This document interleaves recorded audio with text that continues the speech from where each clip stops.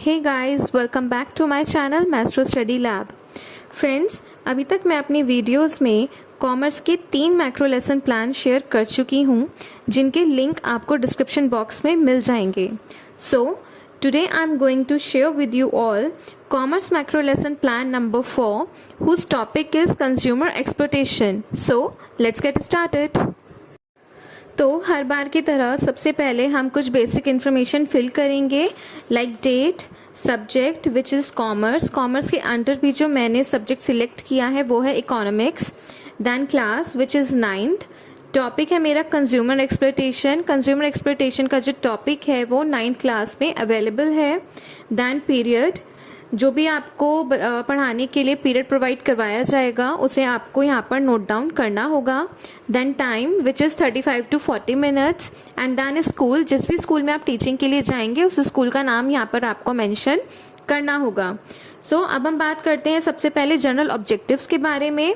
मैंने आपको पहले भी बताया है कि जनरल ऑब्जेक्टिव्स का मतलब होता है कि आप जो भी सब्जेक्ट या जो भी टॉपिक बच्चों को पढ़ाने वाले हैं, आपका उसको पढ़ाने के पीछे क्या मोटिव है, आप बच्चों में उसके थ्रू क्या जनरेट करना चाह रहे हैं, क्या समझाना चाह रहे हैं। जैसे मैंने यहाँ पर लिखा है to develop interest about commerce among students, कि मैं बच्चों में कॉमर्स के लिए इंटरेस्ट लाना चाहती हूँ।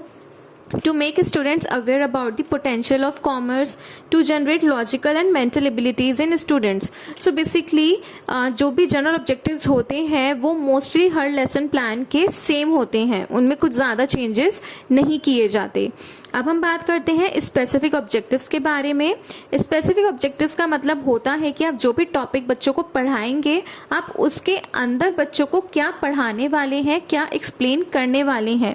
जैसा कि मैंने यहाँ पर लिखा है, to provide knowledge about consumer exploitation in market, to tell students about ways of exploitation, to enable the students to analyze the basic information about product। मतलब कि मैं स्पेसिफिक ऑब्जेक्टिव्स में मैंने बताया है कि मैं बच्चों को कंज्यूमर एक्सप्लॉयटेशन के बारे में नॉलेज देना चाहती हूँ, उन्हें बताना चाहती हूँ कि एक्सप्लॉयटेशन किस किस तरीके से हो सकता है, और उसको एनालाइज करने के लिए भी जो बेसिक इन्फॉर्मेशन होती है वो मैं बच्चों को प्रोवाइड कराना चाहती हूँ। So these are the specific objectives, कि आप उस टॉपिक के अंदर बच्चों को क्या क्या एक्सप्लेन करेंगे। देन प्रीवियस नॉलेज, कि बच्चों को कि प्रीवियस नॉलेज को उनकी करंट नॉलेज के साथ लिंक करना। देन टीचिंग एड्स, कि आप अपने टॉपिक को पढ़ाने के लिए कौन कौन से टीचिंग एड्स को यूज़ करेंगे, like chalk, duster, roller board, pointer, black board, chart board etcetera. Now let's discuss pupil teachers activities and students activities. अब यहाँ पर आपको डिफरेंट कॉलम्स नज़र आएंगे।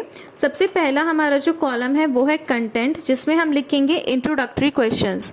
इंट्रोडक्टरी क्वेश्चंस का मतलब होता है कि हम बच्चों की प्रीवियस नॉलेज से रिलेटेड उनसे कुछ क्वेश्चन पूछते हैं, एंड उन क्वेश्चन को पूछते पूछते हम लास्ट में अपने टॉपिक से रिलेटेड उनसे एक क्वेश्चन पूछेंगे। उसके बाद आपका जो कॉलम है वो है objectives with specification in behavioural terms. आपको ध्यान रखना है कि इस कॉलम को हम सबसे लास्ट में फिल करते हैं, जब आप बच्चों से एक क्वेश्चन पूछ चुके होंगे या कोई भी टॉपिक जब आप बच्चों को एक्सप्लेन करते हैं, तो उसके बाद आपको बच्चों से जैसा भी रिस्पॉन्स मिलेगा उसके बेसिस पर ही ये कॉलम फिल किया जाएगा। अब हम आते हैं प्यूपल टीचर्स एक्टिविटीज़ में। उसमें सबसे पहला क्वेश्चन मैंने बच्चों से पूछा है, what a consumer does in the market. तो मुझे बच्चों ने आंसर दिया है परचेज प्रोडक्ट्स। मैंने बच्चों के आंसर को स्टूडेंट्स एक्टिविटीज़ में नोट डाउन किया है। इसी तरह क्वेश्चन पूछते पूछते मैंने सबसे लास्ट में बच्चों से क्वेश्चन पूछा है, so what do we call it in economical terms. तो मुझे बच्चों की तरफ से कोई भी रिस्पांस नहीं आया, इसलिए मैंने स्टूडेंट्स एक्टिविटीज़ में लिखा है नो रिस्पांस। एंड इस मेथड को हम कहते हैं क्वेश्चन आंसर मेथड। मैंने मेथड के कॉलम में इसे नोट डाउन किया है। अब हम आते हैं लास्ट में ऑब्जेक्टिव्स के कॉलम पर, जो मैंने आपको बताया था कि हम हमेशा उसको लास्ट में फिल करते हैं। तो यहाँ पर मैंने लिखा है students are able to relate their previous knowledge to new knowledge, कि बच्चे अपने प्रीवियस नॉलेज को न्यू नॉलेज के साथ लिंक कर पा रहे हैं। अब हम आते हैं नेक्स्ट कंटेंट की तरफ, स्टेटमेंट ऑफ एम। अब जो मैंने बच्चों से लास्ट में क्वेश्चन पूछा था, सबसे पहले मैं बच्चों को उसका आंसर बताऊंगी। तो मैंने प्यूपल टीचर्स एक्टिविटीज़ में लिखा है, it is called consumer exploitation, so today we will discuss about it in detail। इसे हम बोलते हैं स्टेटमेंट मेथड। सो मैंने मेथड में लिखा है स्टेटमेंट मेथड एंड मैंने एक ब्लैक बोर्ड का मिनिएचर पेस्ट किया है जिसमें मैंने लिखा है कंज्यूमर एक्सप्लॉयटेशन। अब लास्ट में ऑब्जेक्टिव्स के कॉलम में मैंने लिखा है that students are able to identify the product. अब हम आते हैं नेक्स्ट कंटेंट पर विच इज़ मीनिंग। अब यहाँ पर मैंने प्यूपल टीचर्स एक्टिविटीज़ में बच्चों को कंज्यूमर एक्सप्लॉयटेशन का मीनिंग एक्सप्लेन किया है। देन स्टूडेंट्स एक्टिविटीज़ में मैंने लिखा है that students listen carefully and right main points in their notebook. Method में मैंने लिखा है एक्सप्लेनेशन मैथड बिकॉज मैंने बच्चों को टॉपिक एक्सप्लेन किया है एंड देन उसके नीचे मैंने ब्लैक बोर्ड वर्क शो किया है। मैंने एक ब्लैक बोर्ड का मिनिएचर पेस्ट किया है। मैंने ब्लैक बोर्ड पर जो भी वर्क किया था उसे मैंने इस मिनिएचर में शो किया है। देन उसके बाद इवेल्युएशन के कॉलम में मैंने बच्चों से कुछ इवेल्युएटरी क्वेश्चंस पूछे हैं। इवेल्युएटरी क्वेश्चंस में आप बच्चों से कुछ भी पूछ सकते हैं, वो फिल इन द ब्लैंक्स भी हो सकते हैं, ट्रू फॉल्स भी हो सकते हैं या शॉर्ट क्वेश्चन आंसर भी हो सकते हैं। मैंने यहाँ पर बच्चों से पूछा है what is consumer exploitation and consumers are cheated by dash. Then last में ऑब्जेक्टिव्स के कॉलम में मैंने लिखा है that students are able to know the topic clearly and students are able to explain it clearly. Now let's discuss about developmental questions. Developmental questions का मतलब होता है कि आपने लास्ट पेज पर बच्चों को जो भी टॉपिक एक्सप्लेन किया है आप उससे रिलेटेड बच्चों से 1-2 क्वेश्चन पूछेंगे एंड उनसे ही जनरेट होता हुआ आप लास्ट में कैसे क्वेश्चन पूछेंगे जो आपके नेक्स्ट कंटेंट की तरफ जाता है। जैसे कि मैंने यहाँ पर प्यूपल टीचर्स एक्टिविटीज़ में सबसे पहले बच्चों से पूछा है where do customers go for shopping, तो बच्चों ने मुझे आंसर दिया एट शॉप, जिसे मैंने स्टूडेंट्स एक्टिविटीज़ में नोट डाउन किया है। देन लास्ट में मैंने बच्चों से पूछा है can you explain the ways of exploiting. Then मुझे बच्चों की तरफ से कोई भी रिस्पॉन्स नहीं मिला, मीन्स बच्चों को इसका आंसर नहीं पता था, तो मैंने स्टूडेंट्स एक्टिविटीज़ में लिखा है नो रिस्पॉन्स एंड मैथड में मैंने लिखा है question answer method. Then next content है मेरा वेज ऑफ एक्सप्लॉयटेशन। उसके बाद मैंने प्यूपल टीचर्स एक्टिविटीज़ में बच्चों को एक्सप्लॉयटेशन के वेज एक्सप्लेन किए हैं। देन स्टूडेंट्स एक्टिविटीज़ में मैंने लिखा है students listen carefully and right main points in their notebook. This is called explanation method. तो मैथड के कॉलम में मैंने लिखा है एक्सप्लेनेशन मैथड और इस टॉपिक को एक्सप्लेन करते हुए मैंने ब्लैक बोर्ड पर जो भी वर्क किया था उसका मिनिएचर भी मैंने मैथड के कॉलम में पेस्ट किया है। देन इवेल्युएटरी क्वेश्चंस में मैंने बच्चों से 2 क्वेश्चन पूछे हैं एंड लास्ट में मैंने ऑब्जेक्टिव्स का कॉलम फिल किया है जिसमें मैंने लिखा है students are able to define the ways of exploitation and students are able to understand the ways of exploitation. अब हम फिर से बात करेंगे डेवलपमेंट्री क्वेश्चंस के बारे में बिकॉज हमें अपना नेक्स्ट कंटेंट भी एक्सप्लेन करना है। तो यहाँ भी मैंने प्यूपल टीचर्स एक्टिविटीज़ में बच्चों से कुछ डेवलपमेंट्री क्वेश्चंस पूछे हैं जिसमें मैंने लास्ट में बच्चों से पूछा है so what precautions a consumer should take while purchasing the products. तो मुझे बच्चों की तरफ से कुछ पार्शियल रिस्पॉन्स आया, मतलब बच्चों ने कुछ आइडिया लगाते हुए अपने अपने आंसर्स दिए। तो मैंने स्टूडेंट्स एक्टिविटीज़ में लिखा है पार्शियल रिस्पॉन्स एंड मैथड में अगेन मैंने लिखा है क्वेश्चन आंसर मैथड। उसके बाद मैंने कंटेंट में लिखा है बेसिक इन्फॉर्मेशन अबाउट प्रोडक्ट, कि हमें प्रोडक्ट के बारे में क्या क्या बेसिक इन्फॉर्मेशन होनी चाहिए। उसके बाद मैंने प्यूपल टीचर्स एक्टिविटीज़ में प्रिकॉशंस को एक्सप्लेन किया है कि कोई भी प्रोडक्ट को परचेज करने से पहले क्या क्या प्रिकॉशंस लेनी चाहिए या क्या क्या हमें उस प्रोडक्ट के बारे में बेसिक इन्फॉर्मेशन होनी चाहिए।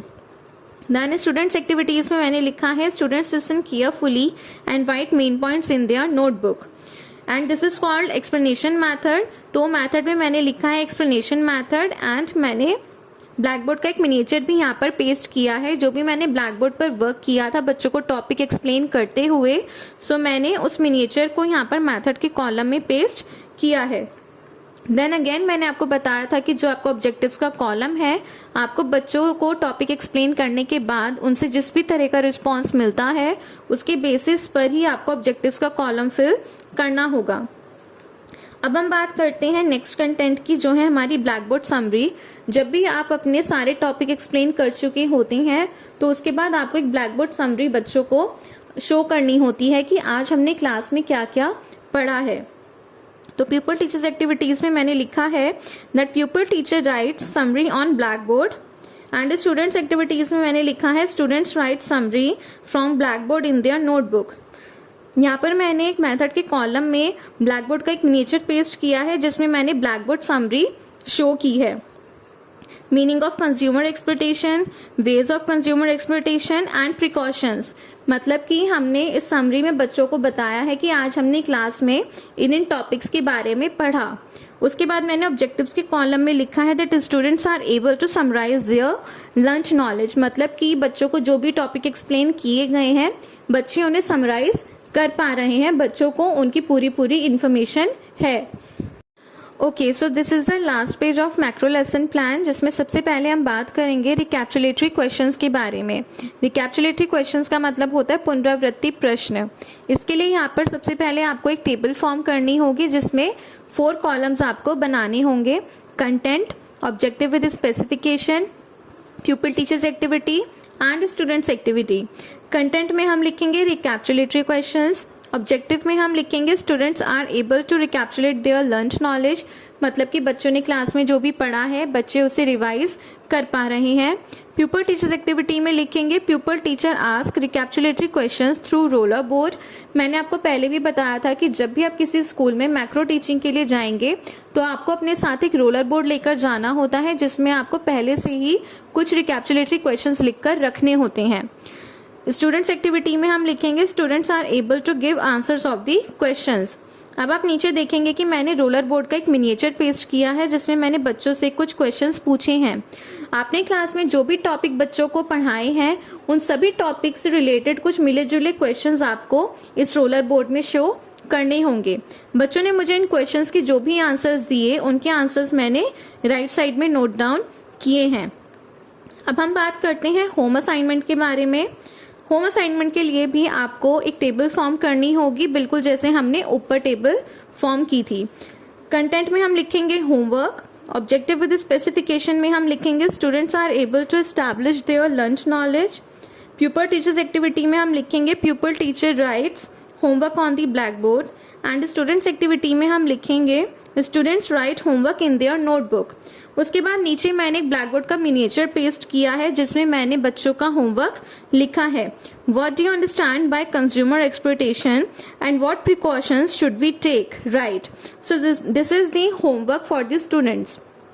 सो इस तरह से यहाँ पर हमारा कॉमर्स का मैक्रो लेसन प्लान कंप्लीट होता है। अगर आपको इस लेसन प्लान से रिलेटेड कोई भी कंफ्यूजन है या आपको कुछ भी समझ में नहीं आया है तो आप मुझे कमेंट बॉक्स में बता सकते हैं।